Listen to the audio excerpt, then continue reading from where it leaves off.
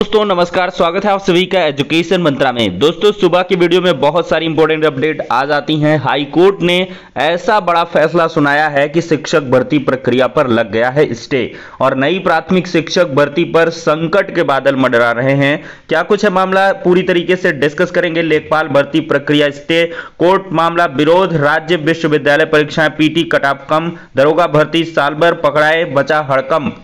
तो सारी अपडेट्स पर एक साथ तो डिस्कशन होगा। लेकिन दोस्तों इसके पहले यूपी ट्रिपल एससी पेट 2022 की प्रिपरेशन करने वाले प्यारे छात्रों के लिए एक छोटी सी इंफॉर्मेशन। आज हम बात करने वाले हैं यूपी ट्रिपल एससी की बेस्ट बुक के बारे में, जो चच्चू पब्लिकेशन की है। देखा जाए तो यूपी ट्रिपल एससी पेट की इस संपूर्ण गाइड में आपको 2200 से अधिक बहुविकल्पीय प्रश्न मिलेंगे। 2 प्रीवियस ईयर के सॉल्व्ड पेपर भी प्रोवाइड किए गए हैं। इस पुस्तक की अगर हम खास बात करें तो पुस्तक में नवीनतम पाठ्यक्रम के आधार पर बहुत सारा स्टडी मटेरियल प्रोवाइड किया गया है। सभी प्रश्नों की प्रॉपर एक्सप्लेनेशन भी आपको दी गई है। यह पुस्तक ऑनलाइन और ऑफलाइन दोनों मोड में अवेलेबल है। ऑनलाइन के लिए लिंक डिस्क्रिप्शन बॉक्स में है और ऑफलाइन के लिए किसी भी नजदीकी बुक स्टॉल पर कांटेक्ट कर सकते हैं। इतना ही नहीं, चच्चू पब्लिकेशन की तरफ से आपको यूपी ट्रिपल एससी पेट का एक प्रैक्टिस सेट भी उपलब्ध करवाया गया है, जिसमें 20 से अधिक प्रैक्टिस सेट और 1950 से अधिक प्रश्न मिलेंगे और उनकी प्रॉपर एक्सप्लेनेशन भी दी गई है। तो इन दोनों बुक्स के साथ यूपी ट्रिपल एससी पेट 2022 की प्रिपरेशन को बूस्ट करें और सफलता पाएं। दोस्तों देखा जाए तो शिक्षक भर्तियां एक बड़े पैमाने पर कहीं ना कहीं कोर्ट में फंस ही जाती हैं और कुछ ऐसी अधिकारियों की चयन प्रक्रियाएं होती हैं जो विवाद का बिंदु बनती हैं। तो इन सब में देखा जाए तो 69,000 शिक्षक भर्ती एक बड़ा विवाद है और इसमें आखिरकार लुढ़कते लुढ़कते कोर्ट ने स्टे लगा ही दिया। अभी तक जो भी सुनवाइयां हो रही थी उनमें कहीं ना कहीं कोर्ट ने स्टे नहीं किया था प्रक्रिया को, लेकिन इस बार अब साफ तौर पर स्टे कर दिया गया है और 69,000 शिक्षक भर्ती से एक भी अधिक पद पर यहां पर बिना विज्ञापन जारी किए नियुक्ति करने का यहां पर विरोध किया गया है हाईकोर्ट के द्वारा। दिखाते हैं पूरी अपडेट। तो देख सकते हैं दोस्तों, आरक्षित वर्ग के 6800 अभ्यर्थियों की नियुक्ति पर कोर्ट की रोक लग चुकी है। सहायक अध्यापक भर्ती में आरक्षित वर्ग के 6800 अभ्यर्थियों को नियुक्ति दिए जाने की प्रक्रिया पर रोक लगा दी गई है।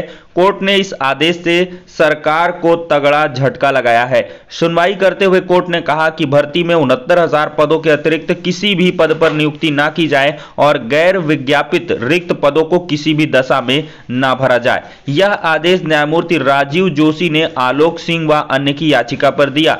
कोर्ट ने इस मामले में सभी पक्षकारों को 18 जुलाई तक जवाब दाखिल करने का निर्देश भी दिया है। मतलब समझ लीजिए, न मई न जून, सीधे जुलाई। 18 जुलाई भी कहां, 18 जुलाई को सुनवाई होगी, फाइनल ऑर्डर आने में अगस्त लग जाएगा, हो सकता है सितंबर लग जाए। तो अब 69,000 शिक्षक भर्ती की जो 6800 की चयन सूची है एक लंबे अंतहीन विवादों में फंस चुकी है।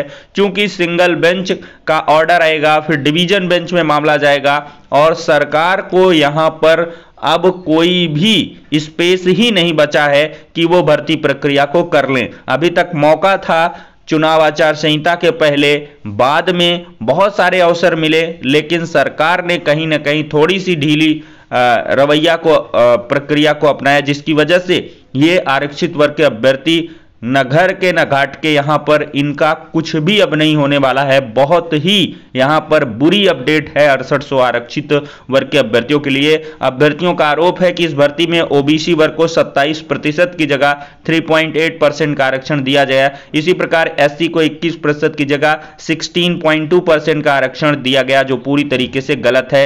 यह भी आरोप है कि इस भर्ती प्रक्रिया में लगभग 19,000 सीटों पर आरक्षण देने में घोटाला हुआ है। सरकार ने 19,000 सीटों के सापेक्ष 6800 सीटें दी हैं। याचिका में कहा गया भर्ती प्रक्रिया में सरकार की ओर से बेसिक शिक्षा नियमावली 1981, और आरक्षण नियमावली 1994 का उल्लंघन किया गया है। कोर्ट ने कहा कि सरकार विज्ञापन जारी किए बगैर एक भी सीट पर भर्ती नहीं कर सकती। इस भर्ती का मूल विज्ञापन 69,000 सहायक अध्यापक भर्ती का है। ऐसी स्थिति में विज्ञापित पदों के अलावा एक भी सीट पर नियुक्ति नहीं की जा सकती है।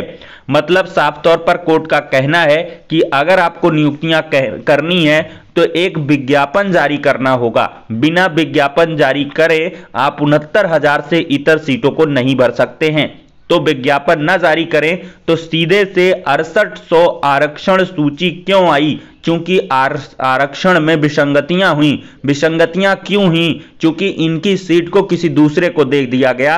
तो सीधे तौर पर सरकार के पास एक विकल्प रहता है कि 6800 जो गलत ढंग से यहां पर चयनित हैं उनको बाहर किया जाए और फिर इन अभ्यर्थियों को उनकी जगह पर नियुक्तियां दी जाएं। तो कुल मिलाकर यह मामला काफी ज्यादा घनचक्कर में फंस चुका है। लखनऊ बेंच ने भी लगाई थी रोक। देखिए, इससे पूर्व हाईकोर्ट की लखनऊ खंडपीठ में एक याचिका पर सुनवाई करते हुए न्यायमूर्ति राजन राय ने सरकार को इस भर्ती पर पुनर्विचार करने का आदेश दिया है और साथ ही अगले आदेश तक कोई भी भर्ती नहीं करने का निर्देश दिया है। तो यहां पर राजन राय जी ने भी 69,000 से एक भी अधिक सीटों को भरने के लिए मना किया था और सुपर न्यूमेरिक पोस्ट पर कहीं ना कहीं भर्ती प्रक्रिया को आगे बढ़ाने की बात कही गई थी। अब देखते हैं दोस्तों, यहां पर लखनऊ बेंच और इलाहाबाद बेंच में कॉन्फ्लिक्ट आ चुका है। एक तरीके से इलाहाबाद हाईकोर्ट ने पूरी तरीके से स्टे लगाया है और लखनऊ बेंच में अपरोक्ष रूप से स्टे लगा है। तो ये अब प्रक्रिया काफी ज्यादा बाधित हो चुकी है, क्योंकि एक बेंच से अगर डिसीजन आ जाता है तो दूसरी बेंच उसको सुपरसीड नहीं कर सकती है।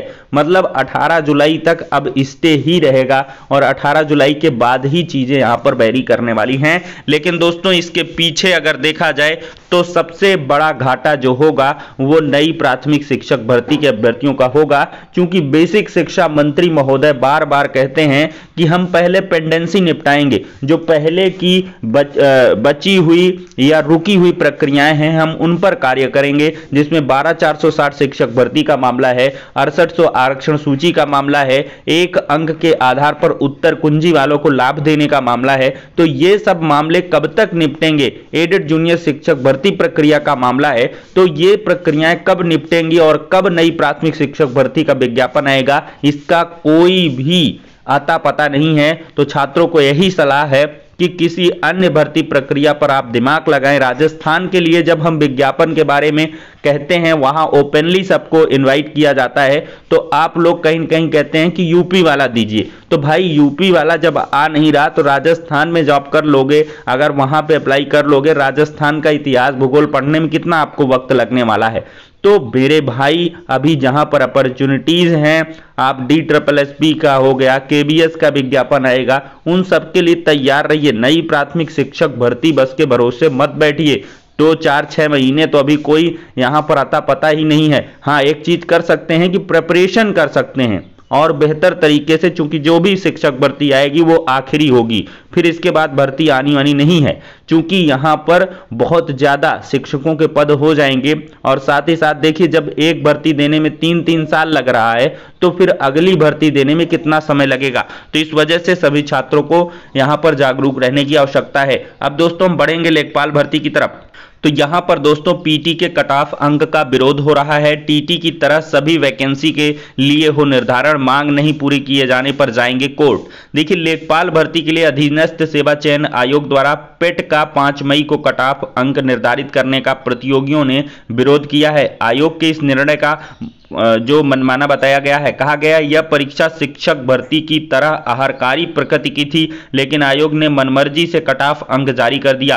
प्रतियोगी छात्रों ने बैठकर सभी वैकेंसी के लिए सामान्य अंक नॉर्मलाइज्ड मार्क्स निर्धारित किए जाने की मांग की है, जैसा कि टीटी और सीटीटी में होता है। तो कुल मिलाकर लेखपाल भर्ती में बहुत ही जल्द ये मामला कोर्ट जाने वाला है और मुख्य परीक्षा पर जो कह लें स्टे लेने की भी बात चल रही है और साथ ही साथ एक फिक्स कट ऑफ है उसकी मांग की जा रही है। जो कि जब पेट का विज्ञापन जारी हुआ था तब शासन स्तर से यह नहीं बताया गया कि ये एक मतलब डिसाइडिंग एग्जाम है, इसको प्रिलिमिनरी एलिजिबिलिटी टेस्ट का नाम दिया गया है, जो कि एलिजिबिलिटी का मतलब होता है कि एक पात्रता, तो पात्रता का मतलब होता है कि जो फिक्स्ड क्राइटेरिया है उसको आप पास कर लें, बस हो गया, तो आप इसके लिए पात्र हो गए नेक्स्ट स्टेप के लिए। मतलब अगले डोर के लिए एक दरवाजा आपका जब तभी दूसरा दरवाजा खुलेगा जब इससे आप क्रॉस हो जाओगे।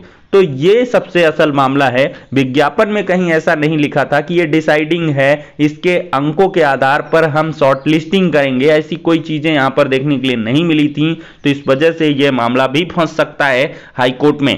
दोस्तों अब बढ़ेंगे अगली अपडेट की तरफ फटाफट। देखा जाए दोस्तों तो नीट पीजी परीक्षा स्थगित नहीं है, 21 मई को होगी। पत्र सूचना कार्यालय पीआईबी ने शनिवार को कहा इस साल की नीट पीजी परीक्षा स्थगित नहीं की गई है, यह 21 मई को ही होगी। राष्ट्रीय परीक्षा बोर्ड के नाम से जारी वह नोटिस फर्जी है जिसमें कहा गया कि परीक्षा 9 जुलाई को होगी। तो क्लियर हो ले दोस्तों, दरोगा भाइयों का यहां पर पर्दाफाश हुआ है। दस्तावेज की जांच में खुलासा हुआ, केंद्र संचालक को 7-7 लाख दे दूसरे को बैठाया था। साल भर बिठाकर दरोगा परीक्षा पास करने वाले 6 लोगों को गिरफ्तार किया गया है। 6 नहीं सैकड़ों होंगे, क्योंकि जो विरोध था उन्होंने छात्रों ने सही आरोप लगाए थे। जब इतने ज्यादा मार्क्स गेन किए गए तो वही दर्शाता है कि कहीं तो दाल में कुछ काला है, और वो काली दाल अब धीरे धीरे दिखने लगी है।